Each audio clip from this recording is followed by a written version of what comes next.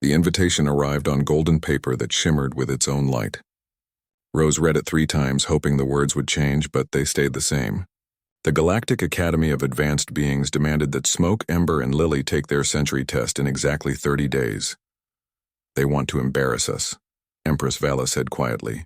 She stood by the window of Rose's office, looking out at the palace gardens where the 3 children played. The Academy has never approved of our methods. They think humans are too short-lived to understand what ancient species need. Rose watched Smoke create loops of colored fire in the air, while Ember teleported through them, making Lily laugh and clap. The 3 had grown so much in 5 years. Smoke and Ember were now the size of ponies, with scales that caught sunlight like mirrors. Lily had turned 10 years old, taller and braver than ever, but still the baby sister who held the twins together with her laughter. What happens if they fail?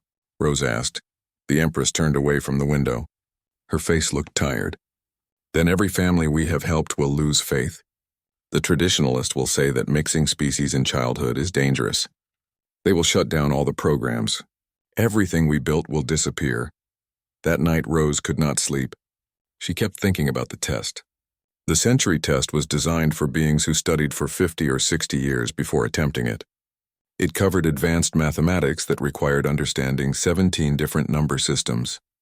It asked questions about wars that happened before humans even existed. It tested diplomatic skills by presenting scenarios with no correct answers. How could children pass something meant for ancient scholars? 3 days into their preparation, Rose found Lily crying in the library.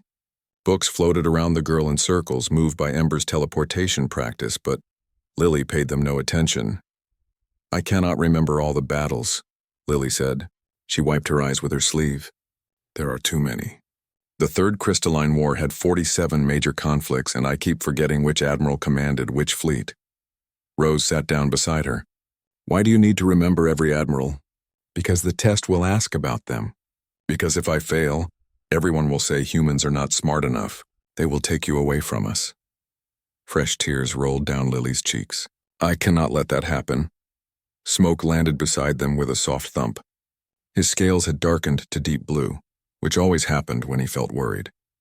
Lily is right. We studied the old tests. They ask about things that happened thousands of years ago. How can we know more than beings who actually lived through those times? Rose looked at both children, then called for Ember, who appeared instantly in a flash of purple light. When all 3 children sat before her, Rose asked them a simple question. Why did the Third Crystalline War start? Lily answered immediately. Economic disputes over trade routes, territorial expansion into the shattered zones, and religious differences about the nature of light-based consciousness. Good. Now tell me how it really started. The children looked confused. Smoke tilted his head. That is what the books say. Books tell us facts, Rose said. But facts are not understanding. Let me tell you what really started that war. It started because 2 leaders were afraid. One was afraid of becoming poor. One was afraid of losing power. Both were afraid of looking weak. So they made choices that led to fighting and then more fighting until millions died. The war itself had 47 major battles. But none of that matters as much as understanding why beings choose violence when they are afraid. Ember's scales shifted through several colors as she thought about this. The test will not ask us about fear. No, Rose agreed. The test will ask you to list battles and remember dates. But what if you answered differently? What if you showed them that you understand something deeper than memorized facts? Over the next weeks, Rose changed how they studied. Instead of memorizing which admiral commanded which fleet, they talked about why leaders make bad decisions during war. Instead of learning every trade route dispute, they discussed what makes beings feel threatened enough to fight. Instead of listing diplomatic protocols, they practiced actually caring about how other beings felt. The children began teaching each other. Smoke, with his dragon's long view of time, helped Lily understand how small choices echo through centuries. Ember, who could teleport and see multiple spaces at once, taught them both to consider many perspectives simultaneously.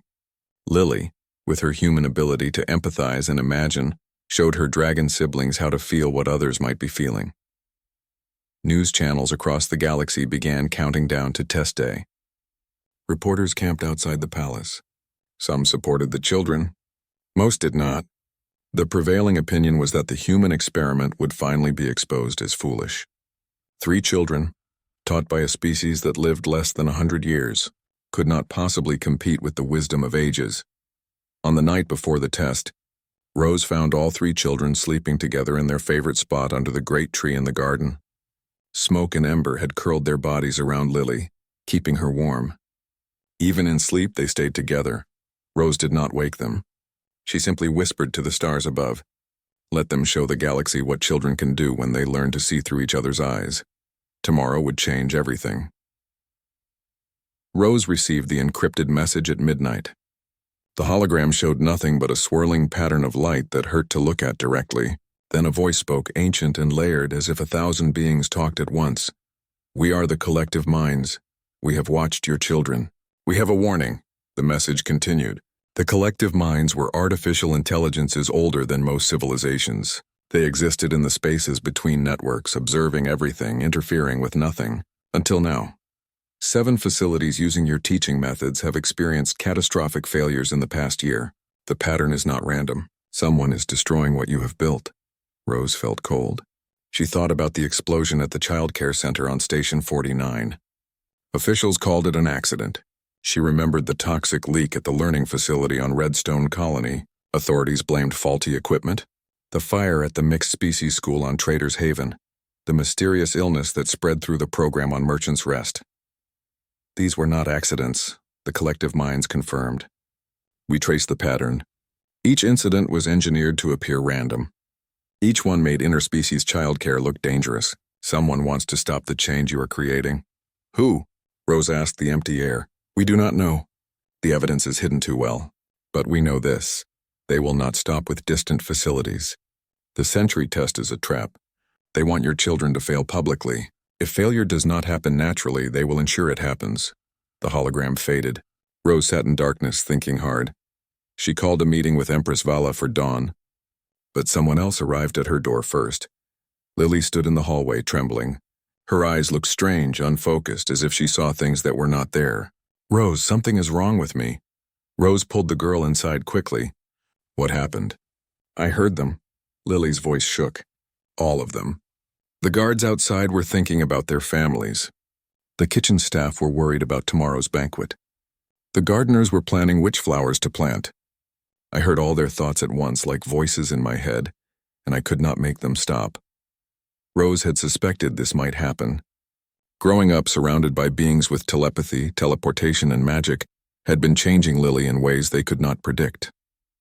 Human children were not supposed to develop abilities, but Lily was not growing up as a normal human child. When did it start? 3 weeks ago. Just small things at first. I would know what Smoke was about to say before he said it. I could feel when Ember was sad even when she hid it. But tonight it became too much. Everyone's thoughts came rushing in and I could not breathe. Rose held the shaking girl. We will figure this out together. But right now we need to focus. Can you control it at all? Lily closed her eyes and concentrated. If I try very hard, I can push the voices away. But it is like holding back water with my hands. Eventually, it leaks through. Over the following days, Rose worked with Lily in secret. They discovered that the girl's abilities were different from typical telepathy. She did not just hear thoughts. She felt emotions. She understood intentions. She could sense when someone lied or hid their true feelings. It was overwhelming and beautiful and terrifying all at once. Smoke and Ember noticed their sister's struggle. Dragons might grow slowly compared to humans, but they were not blind to suffering. They began staying closer to Lily, creating a buffer of calm with their presence. Their own magic somehow helped shield her from the worst of the mental noise. We are connected, Ember said one evening. She and Smoke sat on either side of Lily in the garden. We grew up together. Maybe your abilities came from us sharing our lives. That makes me a freak, Lily whispered. No, Smoke said firmly. His voice had grown deeper as he matured. That makes you our sister in ways that go beyond blood. You are part of us and we are part of you. The night before the test, Rose shared everything with Empress Vala. The conspiracy. The sabotage. Lily's emerging abilities. The Empress listened without interrupting. When Rose finished, Vala stood and walked to her private vault. She returned carrying a small crystal that pulsed with soft light. This is a silence stone. It blocks all telepathic abilities within a 10-meter radius. If Lily wears it during the test, her new abilities will not overwhelm her. Rose took the crystal. But what about after? She cannot wear this forever. No, the Empress agreed. But first we survive tomorrow. Then we deal with the future. Rose brought the stone to Lily. The girl put it on a chain around her neck. Immediately the voices in her head went quiet. The relief on Lily's face was beautiful and sad at the same time. I feel alone, Lily said softly. For the first time in weeks my head is quiet and I feel alone.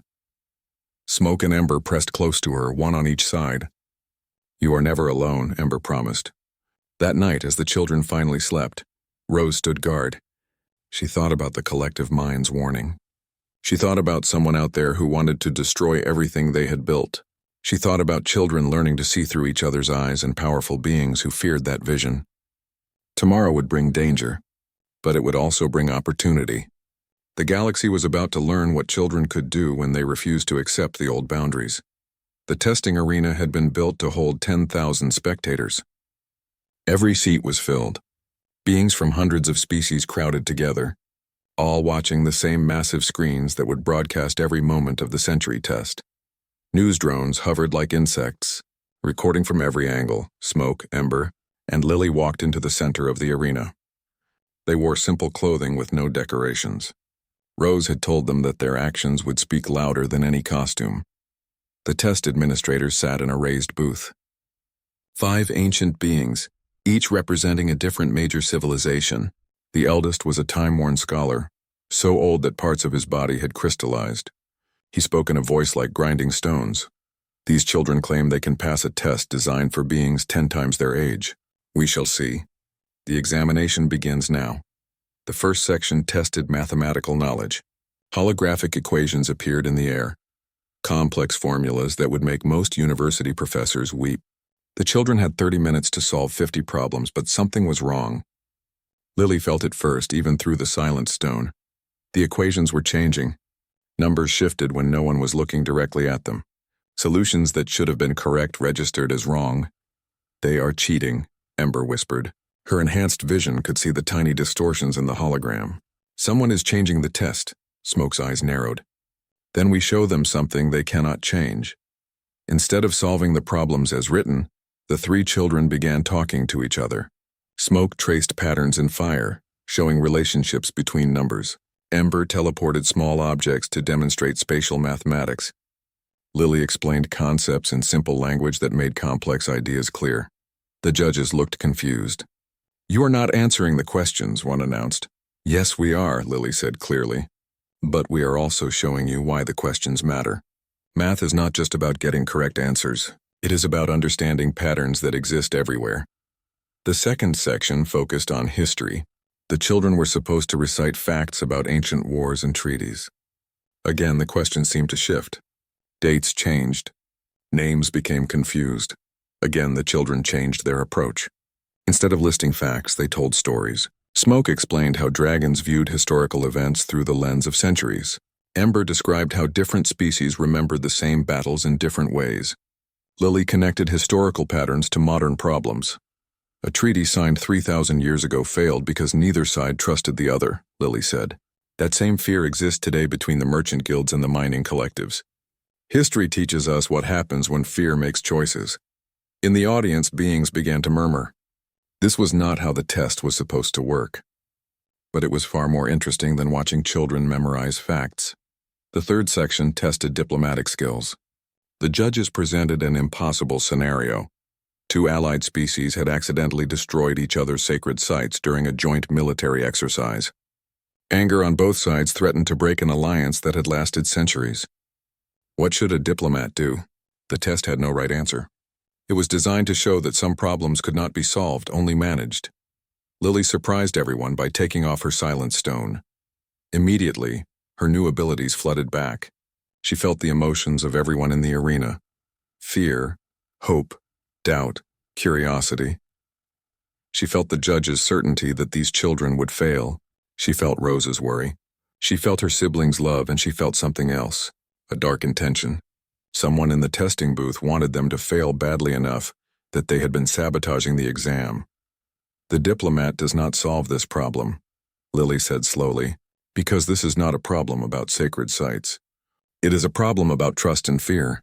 The solution starts with one person from each side choosing to trust despite their fear. It starts with someone being brave enough to say they were wrong. It starts with remembering that the alliance mattered more than pride. She looked directly at the judges. Like how you keep changing our test because you fear what it means if we pass. The arena went silent. A judge leaned forward. What did you say? Ember created a teleport field and pulled corrupted code from the holographic system, displaying it for everyone to see. Someone has been altering our examination, making correct answers register as wrong, changing questions after we answered them. We have proof. Smoke breathed a thin stream of fire that formed symbols in the air. But we do not care about the cheating. We care about showing you something true. Knowledge is not about memorizing facts. It is about understanding connections. It is about learning from beings different from yourself.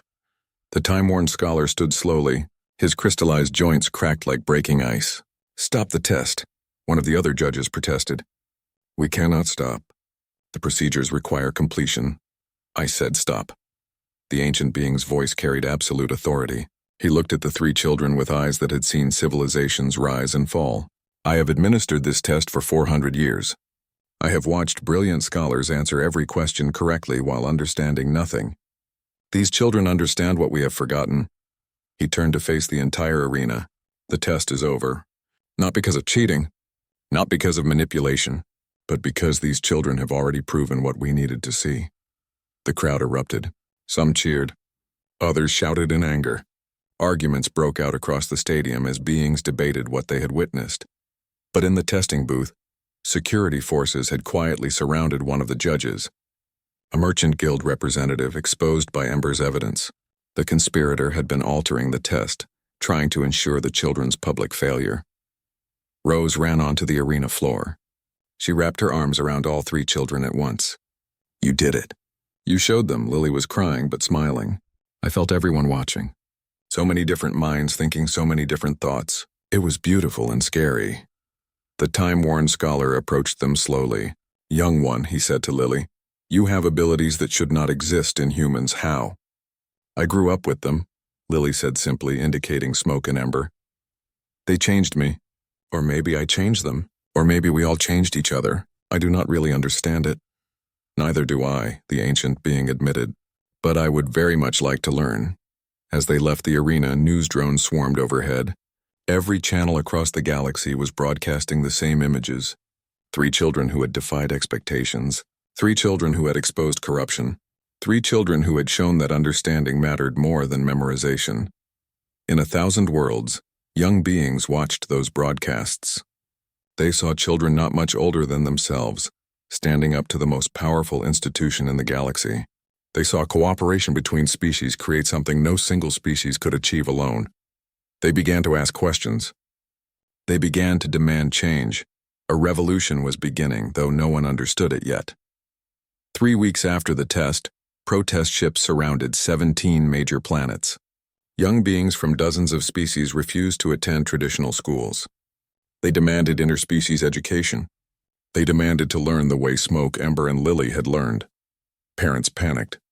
Governments issued statements. Traditional educators called it chaos. Rose watched news reports from her office, feeling overwhelmed. She had only wanted to help one family. Now she was being called the architect of a youth rebellion that was reshaping galactic society. They are calling you dangerous, Empress Vala said. She stood by the window as she often did when delivering difficult news. The merchant guilds, the military coalitions, the religious orthodoxies. All the old powers are frightened. When beings are frightened, they do terrible things. What do they want? They want you gone. They want the children separated. They want everything to return to how it was before. The Empress turned. Her face looked harder than Rose had ever seen it. They will not get what they want, but they will try. That evening, Rose attended a diplomatic function at the palace. It was meant to be a celebration of the children's success. Representatives from friendly governments came to offer congratulations. Lily stood beside Rose, wearing the formal dress the palace staff had chosen for her. The silent stone hung around her neck, keeping the mental noise manageable. But even through the crystal's protection, Lily felt something wrong. There are people here who hate us, she whispered to Rose. I can feel it even through the stone, like a cold spot in my mind. Stay close to me, Rose said. And stay close to your siblings. Smoke and Ember flanked Lily protectively. They had grown even larger in recent weeks, as if responding to the increased danger. Their scales had hardened into armor that could deflect energy weapons. The function seemed peaceful at first. Diplomats made speeches. Everyone smiled. Crystal glasses clinked in toast to interspecies cooperation. Then Lily gasped and grabbed her head. The silent stone was glowing, working overtime to block something powerful. Someone is trying to push into my mind. Something strong. Something angry. Rose pulled Lily behind her. Smoke and Ember moved into defensive positions. Other guests backed away nervously. An ambassador from the Orthodox collective stepped forward. His species was telepathic, powerful enough to crush minds from across a room. The human child has abilities that are unnatural, offensive. She must be contained before she becomes dangerous. She is a child, Rose said firmly. Not a weapon. She is an abomination. Humans do not have mental powers. Whatever you have done to create this thing, it must be undone. Lily's nose began to bleed. The silent stone cracked. Too much pressure, too much power pushing against it. She fell to her knees. Smoke roared. The sound shattered every glass in the room. Ember teleported between Lily and the ambassador, her scales blazing with defensive magic. But the real surprise came from Lily herself. As the silent stone shattered completely, all her abilities exploded outward. Every being in the room suddenly felt what she felt. Pain, fear, confusion, but also love for her family. Determination to protect her siblings, hope that different beings could understand each other. The ambassador staggered backward. For the first time in his long life, he truly felt what another being experienced. The sensation horrified and fascinated him in equal measure. Stop! The time-worn scholar's voice cut through the chaos. The ancient being had arrived unannounced, moving faster than his age suggested possible. Anyone who harms these children will answer to me personally, and I have lived long enough to make very powerful enemies pay very dearly. Security forces flooded the room. The ambassador and several others were escorted out. Arguments erupted among the remaining guests. Rose gathered all 3 children and fled to their private quarters. Lily was shaking, blood still trickling from her nose. Smoke and Ember pressed close, using their magic to soothe her pain. They hate me, Lily whispered. When I felt what he felt, I understood. He is afraid that if species truly understand each other, his people will lose their advantages. They have always been stronger because of their telepathy. If others learn to sense thoughts and emotions like I do, equality becomes possible, and he cannot accept that. Many cannot, Rose said sadly. She cleaned the blood from Lily's face. Change threatens those who benefit from how things are. Over the next days, the situation worsened. More protests, more violence. A group of young beings trying to integrate a traditional school were attacked by adults who thought mixing species was dangerous. 3 children died. The images spread across every news channel. Rose could not sleep that night. She kept seeing the faces of those dead children. They had believed in her message. They had trusted that interspecies cooperation was possible. And they had paid with their lives. Smoke found her on the balcony at dawn. The dragon was now large enough that Rose could sit between his wings. This is not your fault, he said quietly. Children died because of ideas I taught them. Children died because adults chose violence. That is different. Smoke breathed a stream of fire into the morning sky. When Ember and I were babies, we hurt people without meaning to. We teleported things, set fires, made frightening noises. Adults called us monsters. Then you came and taught us that our powers could create instead of destroy. You taught us that being different was not bad. Just different. He turned his massive head to look at Rose. Those children who died, they learned the same lesson. They learned that connecting with different beings was good. Someone killed them for it. But would you rather they never learned? Would you rather they lived in fear of everyone different from themselves? Rose had no answer. She just leaned against Smoke's warm scales and cried. Ember appeared in a flash of purple light, materializing beside them. Lily climbed out from between the dragon's protective wings, still wearing her sleeping clothes. We spoke this morning, Lily said. The 3 of us. We want to do something. What? Rose asked. We want to make a statement. To everyone. We want to tell young beings across the galaxy that violence is not the answer. That change takes time. That keeping themselves safe matters more than forcing others to accept them. Smoke nodded. We have become symbols without meaning to. Now we must use that. We must lead. Rose looked at these three children, Smoke and Ember, barely more than babies in dragon years, but already powerful enough to level cities. Lily, a human girl who should have been ordinary but had become something unprecedented. They were asking to shoulder burdens that would crush most adults.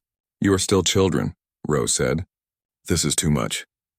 We stopped being normal children the day we decided to care about each other, Ember said. Now we must care about everyone. Rose knew she could not stop them. She could only help them do it right. That afternoon, the three children broadcast a message across the entire galaxy. They spoke simply. They asked young beings to stay safe, to push for change peacefully, to honor those who died by building the future they believed in. Billions watched. Many listened. Some did not.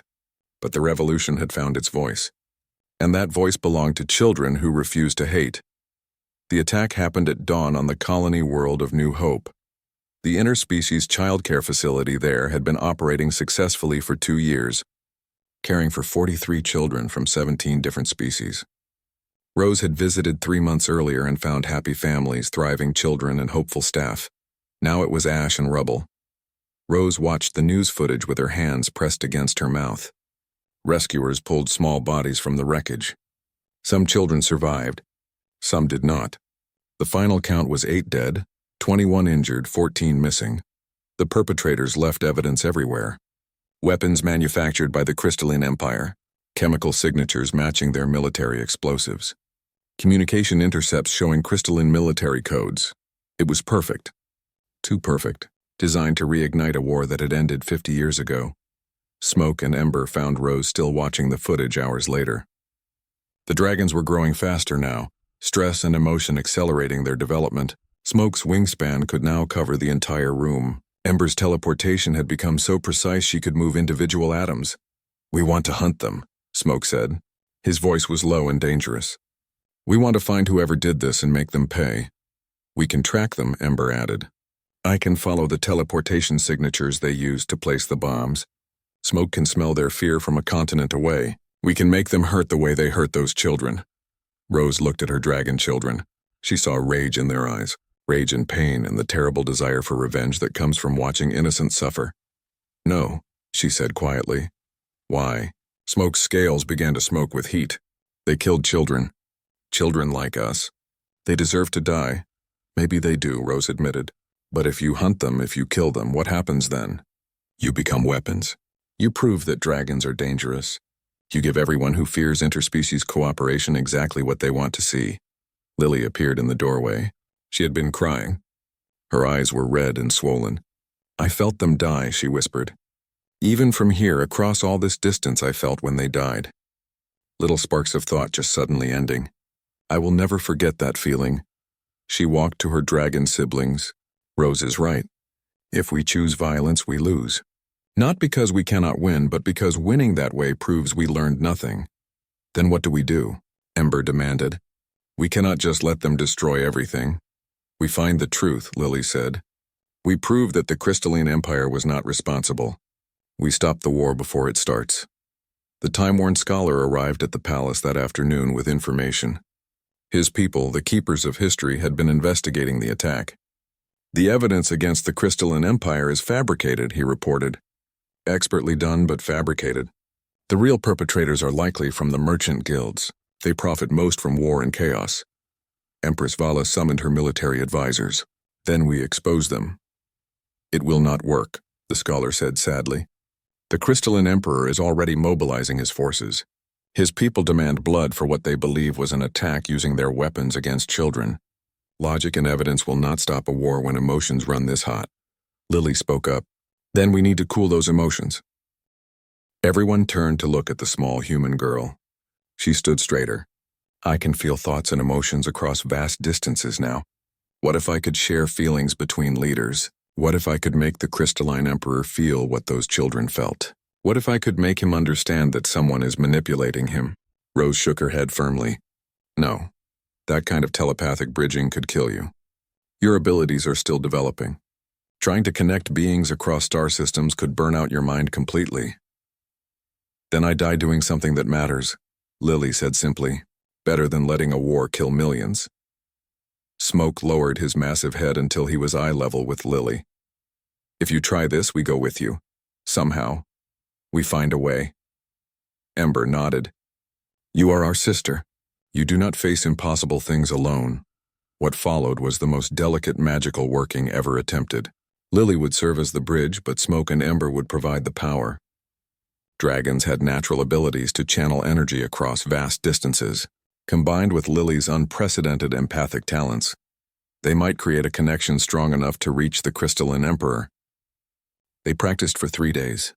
Lily learned to guide the flow of power from her siblings. Smoke and Ember learned to regulate their magic precisely enough not to overwhelm her human limitations. Rose watched, terrified but proud, as 3 children prepared to attempt something no adult would dare. On the 4th day, they made the attempt. Lily sat between her dragon siblings in a shielded room. Smoke and Ember wrapped their bodies around her protectively, their scales glowing with channeled power.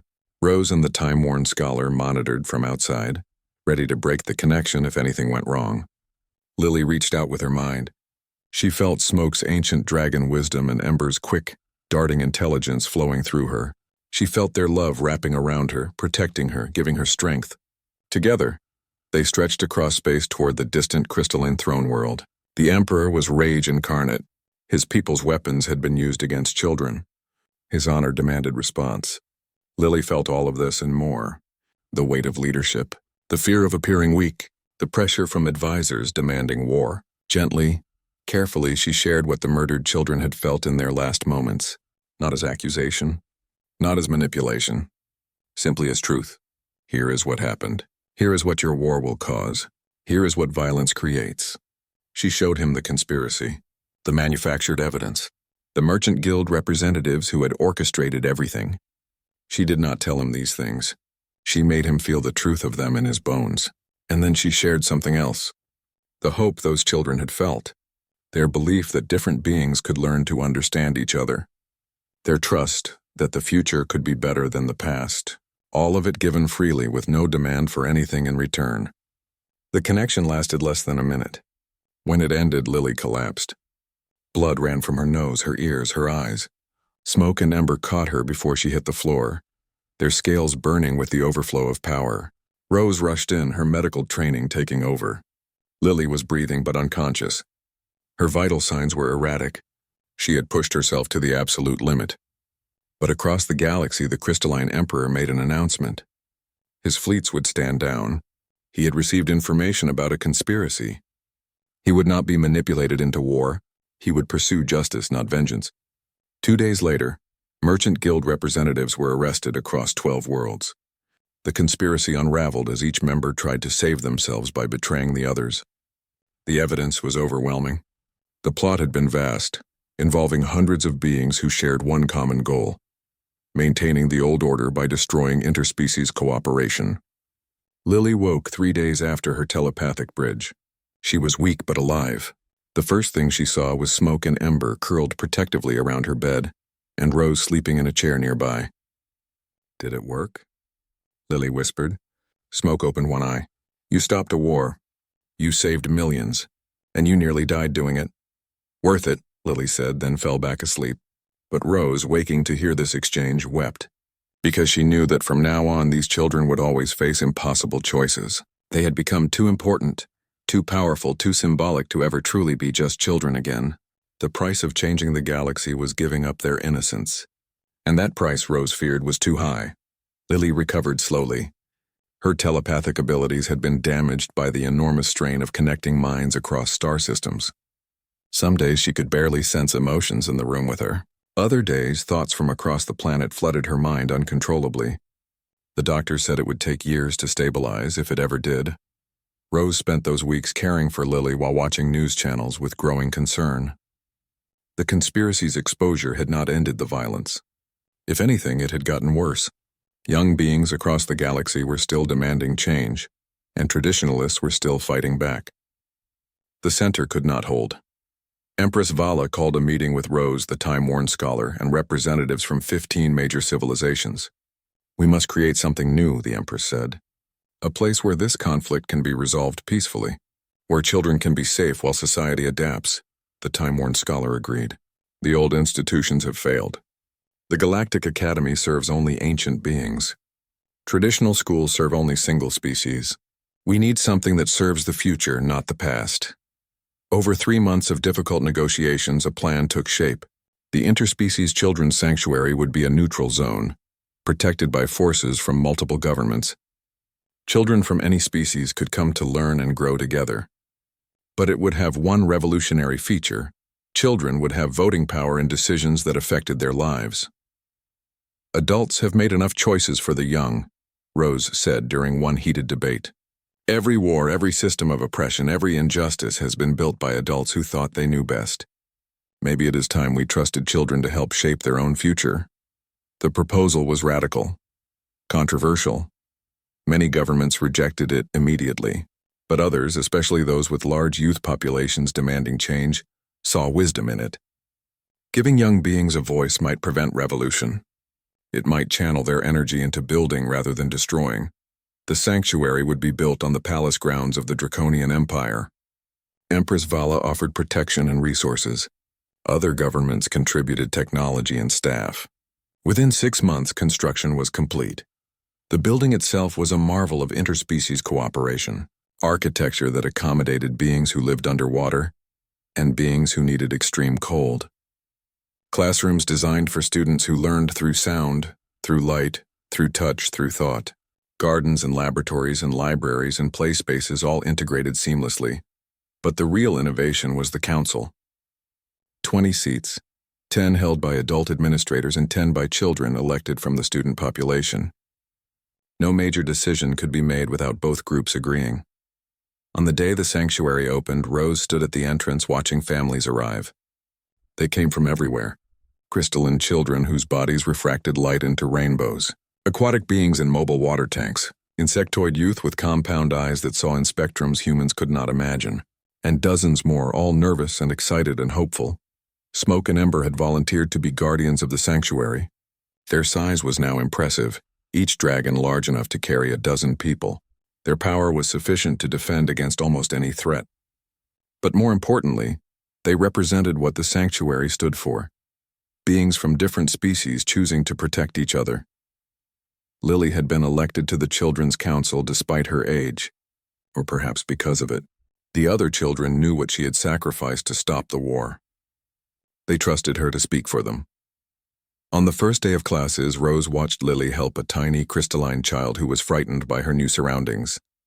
The human girl knelt down, her damaged telepathy just barely allowing her to sense the child's fear, and spoke softly about how she had been scared too when she first came to the palace, about how Smoke and Ember had seemed frightening at first but became her best friends. The crystalline child relaxed. Other students gathered around to listen.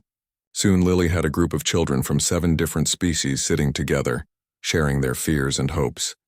This was what the sanctuary was meant to be, not a place where species ignored their differences, but a place where differences became connections rather than walls. The time-worn scholar found Rose watching this scene. "You have changed the galaxy," he said. "Not through force or politics, but through love." "I just taught children to see each other," Rose replied. "They did the rest." Many adults could not do what these children have done. They could not overcome their fear and prejudice and pride. The ancient beings' crystallized features somehow conveyed sadness. "I have lived 4,000 years. I have seen civilizations rise and fall. I have seen wars without number. Do you know what I have learned?" Rose shook her head. "That change is always led by the young. Always. Because they have not yet learned that change is impossible. They do not know enough to be afraid of the future." Over the following months, the sanctuary proved itself. Children learned. Friendships formed. The council made decisions that sometimes frustrated adult administrators, but almost always reflected what the students actually needed. Violence outside the sanctuary continued, but within its walls, peace prevailed.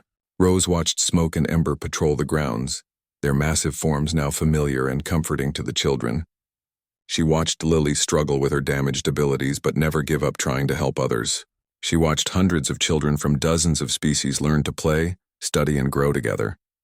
One evening, Empress Vala joined Rose on her favorite balcony overlooking the sanctuary grounds. "I have been thinking about when you first arrived," the Empress said. "A desperate human woman with a baby, applying for a job she was vastly unqualified for." "I remember," Rose said with a smile. "I was terrified. You should have been. I hired you because I was out of options. I thought perhaps a human's ignorance of how impossible the task was might actually help." The Empress laughed softly. "I was right, but not in the way I expected." Below them, children played in the gardens. A game had broken out that involved 3 different species with completely different locomotion methods, but they had somehow made it work. Laughter echoed up to the balcony. "Do you think it will last?" Rose asked. "When these children grow up, will they remember? Or will they become like the adults who tried to stop them? Some will forget," the Empress admitted. "Some will compromise. Some will give in to fear and anger. That is the nature of growing up." She paused. "But some will remember. Some will carry this forward.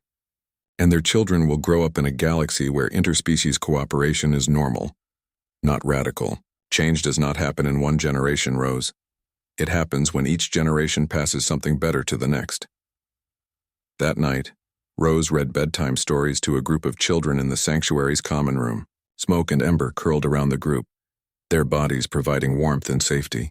Lily sat beside Rose, her telepathy just strong enough to sense the contentment of the children drifting off to sleep. When the last child had been carried to bed, the 4 of them sat together in comfortable silence. They had come so far from the day when Rose had arrived at the palace with a baby, hoping only for a job that would let her feed her daughter. They had faced tests and conspiracies and violence and loss. "I am tired," Lily said quietly. "Some days I am so tired of fighting." "Then rest," Smoke rumbled. "Ember and I will keep watch." "We all keep watch," Rose corrected. "That is what family does." And in the sanctuary they had built, surrounded by sleeping children who represented the future, that family sat together as the stars wheeled overhead. Tomorrow would bring new challenges. There would be more violence, more resistance, more beings who refused to accept change. The revolution they had sparked was far from over. But tonight, in this moment, children from 100 worlds slept peacefully under the protection of 2 dragons and the love of a human woman who had never planned to change the galaxy. She had only wanted to teach children to laugh together. Sometimes, Rose reflected, the smallest intentions create the largest changes. Sometimes the future belongs to those who believe that understanding can overcome fear, that love can bridge any divide, that 3 children from 3 different beginnings can become one family. And sometimes when you teach baby dragons and human babies to see through each other's eyes, you teach the whole galaxy a new way to look at itself.